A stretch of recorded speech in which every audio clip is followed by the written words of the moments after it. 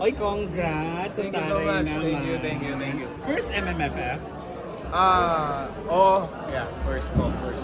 Pero hindi first movie, di ba? Hindi naman. Simula tayo sa indie, then yung mga ibang movie natin sa labas. Pero anong meron dito na in terms of na you're very proud to be part of Malyari? Based sa pinapakita or sa progress na marketing ng Malyari the movie, it's a big movie talaga kung mapapansin nyo. Siyempre, partnership ng Warner Brothers. So ako, shock pa rin talaga. Hindi ako makapaniwala. Siyempre, nung bata ako, nanonood lang ako ng mga movies, movie produced ng Warner Brothers. Then, itong ginawa namin, actually, nakakagulat din na, nung una kasi parang naririnig lang namin. Then, nung nakita na namin na nandiyan na yung logo, so, this is it. Ito na talaga. So, totoo na siya. So, sobrang saya kasi. Malay mo naman, ma-discover ka for sequel ng Aquaman. International. Oo, diba? Kasi ito nakikita ka rin namin naman sa LU. Ay, nako. Di ba sumegway? Bakit hindi? Pero basically yung role mo talaga dito? Parang sabi mo, sino yung kasama mo palagi sa yung role ko kasi nasa 80s at ako, I think, 80s era ako. Ang usually kasing kasama ko dito is si Miss Gloria Diaz. Kasi siya yung pinaka, hindi naman like, parang siya yung madam ko, or donya. Siya yung mother ni Father Severino, di ba? So, parang ako yung caretaker ng bahay nila. Ako yung nakakita sa bahay, at ako yung gumagawa ng mga bagay-bagay doon. How was it? Bakit kanina na-mention mo parang sinasaktan ka doon sa movie? Ano yun? Kasi may part doon, may attitude. Hindi ko alam kung attitude ba. Or may time kasi na, di ba nung mga era, nung mga old era na parang pag ikaw nag-work ka sa bahay, or parang tao ka ng mga mayayaman, ganyan. So, pag naiinis or nagagalit sa'yo or pag may mali ka lang nagawa, alam niyo yung mga hinahataw, di ba? Yung mga pinapalo. Actually kami, nung ginawa namin yun, nung una gusto nilang dayain na lagyan natin ng box na lang si Ron sa likod. Like, para hindi talaga siya masaktan. Pero sabi rin ni Direk Derek, hindi, okay na yan. Kaya ni Ron yan. So, tinanggal namin yung box. So, like Latigo level? Latigo talaga. As in, may picture pa ako na pagkatingin ko dito. Sabi ko, sakit Yung talagang yung aray ko doon sa aray na yun, talagang aray. As in, lalo na kung sa legs na ako pinapalo. Walang suko? Hindi, meron. Pero kasi parang kami si Chino ata, yung sobrang ninipis na damit. Kahit yung pambaba namin, sobrang nipis. So, paano ka naging part nitong Malyari? Nag-audition ka ba or Actually, pinitch sa akin to ni nung manager ko, si Neji Medina. And actually kasi, nasa Mentor Production ako. So, sila nang mahawak sa akin. Si Neji yung manager ko and also Sir Brian. So, ito yung una kong project sa kanila. And I'm hoping na magpuproduce siya ng pelikula or gagawa siya ng malaking pelikula. And part ako doon, and malay nyo naman soon, nagkaroon tayo ng sarili. Likewise, di ba? Yung mentor eh. Di ba? So talagang maraming projects na pwedeng pagpapalala. Meron na bang ina-offer sa'yo? Actually, wala pang final. Ayoko muna siyang unahan. Pero Sir Enrico talked to me earlier na dito kami. Parang nagbibigay na siya ng, alam niyo yun. Ayoko munang sabihin or gusto ko abangan nyo na lang. Launching movie. Kasi ako hindi rin ako mapaniwala when I heard it. Sabi ko, kakatapos na ng press con. Sabi ko, sir, totoo ba? Sabi ko, ganyan. Pero if ever yan, like what he said, if ever you will have a launching movie with Mentor, and kung bibigyan ka ng pagkakataon na anong klaseng launching movie, what could that be? Ang hirap, no? Yung may excite ka ba? May excite kayo. Alam ko naman kung ano gusto nyo diba? I know guys kung ano gusto nyo. Kaya mo bang ibigay yung gusto namin? Kaya ko yun. Naman. Pero kasi, parang di ko alam kung dun kami agad babagsak yun agad yung una. So, depende. Sila nakakaalam yan eh. Sabi ko nga sa kanila, nagtiwala ako sa kanila as may management and may manager as well. So, sila na yung bahala sa pagdating sa pag-handle sa akin. So, sabihin ko naman pag di ko kaya. sabihin ko naman pag ito yung gusto ko. So, anong hindi mo kaya? Yung mga bagay naman na hindi ko rin masabi. Hindi ko rin masabi kung ano ba hindi ko kaya. Kasi, you know, I'm into BL movies, BL series, di ba? So, pero nagkaroon naman ako ng limitation. I mean, nagawa ko naman yung mga BL stories ko without parang physical, ano. So, yun.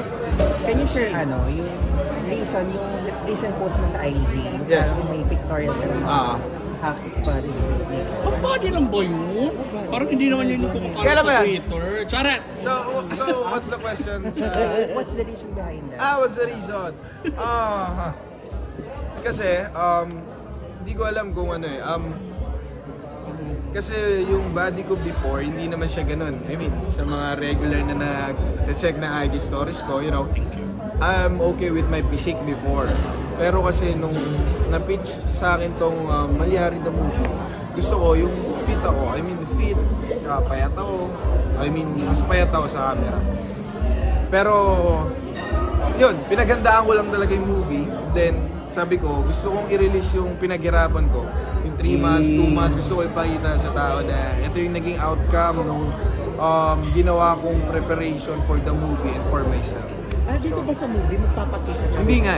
Yun nga yung Hindi, pero kasi sabi mo, I thought naman kasi, na messaging. I thought kasi nung una, syempre, pwede ako mag-ubad.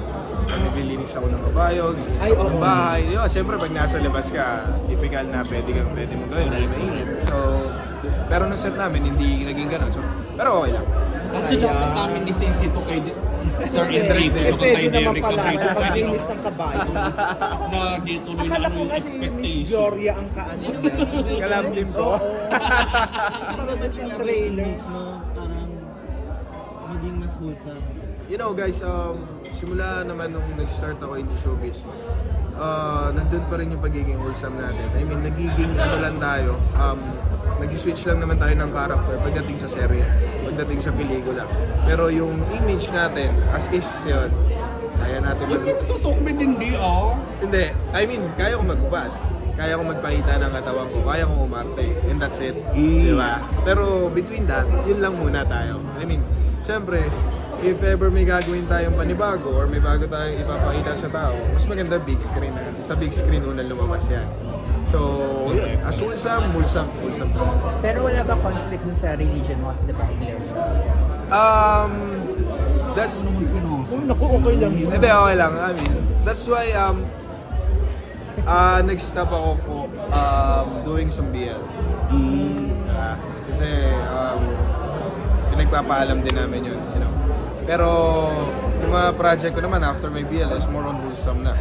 Yung... Kasi for a moment, parang hindi talaga din nagtuloy-tuloy, di ba? Parang simula nung bumalik na lahat, parang feeling namin nawala ka and you were busy naging sa ano kasi ako mo.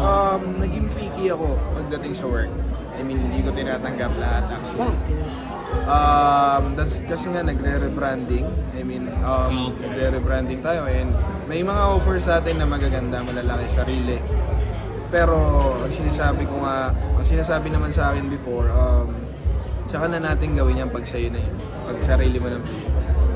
So ako, dumating din sa mind ko yun na while I'm doing my businesses, I'm doing my own errands. Sabi ko, tama naman. Naging busy ako sa life ko. I mean, mas gusto kong may ginagawa bukod sa pag-acting or something, you know.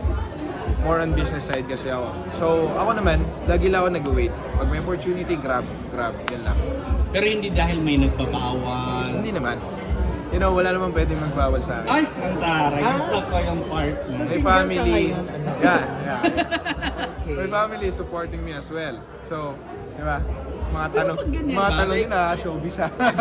Is it difficult to have like someone in a relationship knowing na maraming may crush sa'yo? Based on my experience kaya nung nag-start ako, mahirap talaga siya. I mean, pag hindi kayo same ng level ng thinking, mahirapan ka. Kasi you don't need to explain lahat para lang maintindihan ka. You're doing your job, you're doing your work, that's part of the job. Eh lahat naman sa industriya, mahirap intindihin pag hindi ganun ang trabaho. So, kung gusto mo ng peace of mind, be single. Diba? So ilang years ka ng single? Maybe 2 days. Ay? 3 days. Just kidding. Pero showbiz siya? No. Showbiz. Ayoko ng showbiz. Eh, hindi ka maiintindihan nga. Iba-iba kasi. May mga individual na even though non-showbiz, mas malawak yung thinking, yung way of thinking nila sa'yo. I mean, siyempre, matured girls, women yan, mga 5 years older than me or 10 years older than me is good. Bet mo yung older than you. Yeah. Much better yun. So magkaroon ka ng ba relationship with older? Oo naman. Or mostly yun yung 8 to 10 years. Ang kala ko 8 na yun. I mean, 8 to 10 years older than me. Mas prefer mo ba yun? Oo. Bakit? Anong meron sa Is it the maturity or is it the domination? Both, I think. No.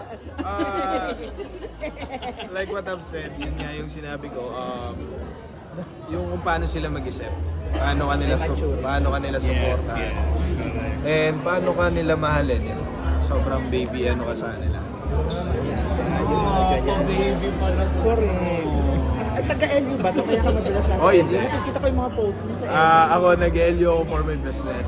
It's a pure business. How often are you there? Every week. Yeah, after this, Pupunta kami, ha? after this, papunta na ako na LU eh. Pwede pag pupunta ka. El Fuego, di ba? Yeah, El Fuego. Sasabihan ka namin pag pumunta ka. Kasi nakita ko yung mga video nyo ni know, Lady Gagit, Lady Agua. Sabi ko nakaka-irita si Lady Agua. Parang, Si Ago Bindeta. dapat ganun din gawin Yeah, namin. he's my friend. Ganun Very pag-entertain close ha. friend. Charot na. Naisip mo rin ba, Ron, na sumali sa mga male pageant? Kasi may hype Or ka. sumali ka before? Galing ako ng nag-pageantry ako. Before ako mag-showbiz, I'm into pageantry for 1 year. Modeling, pageantry, and napag-isip-isip ko na hindi ako para doon. So, I need to switch again. I need to find kung saan ako okay. Kung saan magkakaroon tayo ng big opportunity than modeling and yun, sa pageantry. Ayun, ngayon parang magbabalik yung bench na underwear na show. Are you willing na mag-join sa gano'n? Kung bench, okay. Oo. I mean, kung brand, ano naman yan, brand collaboration and makakatulong yun for you na to be part of that company, of that brand, okay sa akin yun. Siyempre, sino ba ang gusto yung nag-endorser ng bench or any Hanford or something, okay ako doon. Yung mala Joseph Marco. Oo naman. Oo naman. Sa Instagram post pa nga lang, di ba? Sa Instagram ko nga, Versace ako eh. Oo, doon pa nga. Pero Ron, how do you handle mga indecent proposals? Meron ba? Oh, fucking decent proposal, you know guys. Ano yung pinakamataas? I mean, Yung sa'yo daw. sanay na Uy, ako. wag ako nag-message sa'yo. Sabihin mo yan. Hindi ako nag-message Hindi, sa'yo. sanay na ako dyan. I mean, simula nung nag-start ako sa industry, kaliwat kanan na yan eh. You know, pero ako kasi, kaya kong i-handle yung mga bagay-bagay. And hindi mo naman papasukan yung isang bagay kung ayaw mo ma-involve sa or something. Diba? So, it's better na maging mag-friends tayo or something para we can hang out, yeah, we can talk. At least gusto mo pa rin sila naman. maging friends. Oo naman. Ano lang naman tayo eh. Parang ako, I'm just a mirror of yourself. Parang gano'n. Kung ipapakita mo sa akin, kung ipapakita mo. Correct. So, pag ako babastusin mo in a way na bastos ka, asahan mo, yun ganun din yung ipapakita mo. So, ano pinakamalaki? Malaking ano? Na offer. Ang dami ko ng interview na ganyan. Kunin nyo na lang doon. alam ko nanonood din kayo at alam niyo yung mga sagot. Pero madami. Huwag na natin Like, i-say. ano yung mga pinaka-weird na? Convenient life. Ano? A very convenient life. Life that you know. Na parang pwede ka na lang natutulog na lang, nakahiga na lang. Wow. Pero I'm not that kind of guy kasi na aasa sa ibang tao. Sanay ako ng nag-work. Yung nag-e-effort, nagtatrabaho talaga for what you. Aside from doon sa resort, meron ka pa ba ibang business? Since I have my own restaurant sa Timog. Ano sa Timog? Sa mga Antila. Partners ko naman dito is mga co-artists ko din from GMA. And also I have my... Tare ha, at least aircon na kayo. I have my... yung kinainan natin. Masarap yung kanilang pansit. And meron din akong franchise gym sa South. Pero hindi na ikaw nagdi-deliver. Parang before, di ba, during the pandemic, parang that was hindi na pandemic eh. Ano sayang? Ibalik natin. Charot lang. Okay, invite mo na. Watch man yan. So yan guys, I'm inviting you all na manood ng Malyari Daw Movie. December 25 na po yan sa paparating na Metro Manila Film Fest. And patuloy nyo sanang suportahan ang pelikulang Pilipino.